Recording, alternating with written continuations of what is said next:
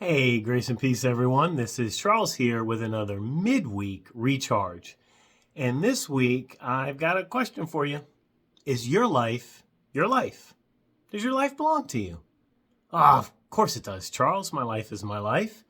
Uh, we we could go down a very sort of somber path when we think about descendants of enslaved people and that slavery still exists today. And so in some very real scenarios, someone doesn't have complete autonomy or agency. I want to reflect on the question more from a spiritual perspective and what obligation, if any, do we have to spirit? Do we have to our Creator?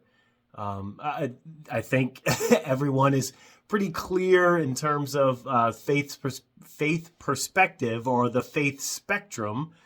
Where I land on the faith spectrum as a Christian and a believer and a follower of the life and teachings of Jesus.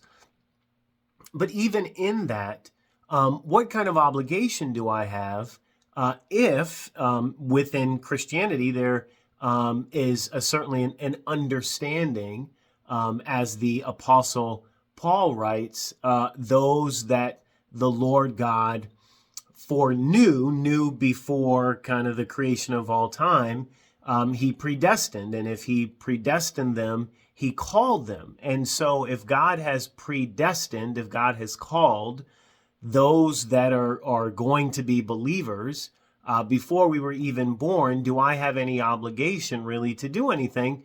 Because God's already called the believers. And the answer to that question, as you can imagine, is an emphatic yes. We still very much have an obligation to share God's goodness and what God has done for us with others.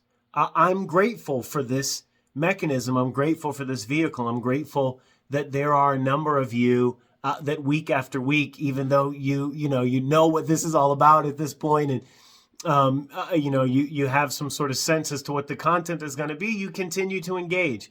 And there are some of you that even share this with your community, your networks, and your timelines. And so, yes, as the creator of all creation, God can do with God's creation what God chooses.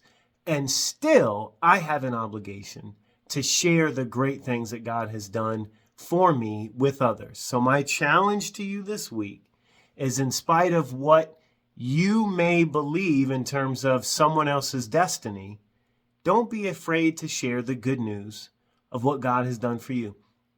Don't be afraid to share the challenges either. God is not intimidated by difficulty or hardship.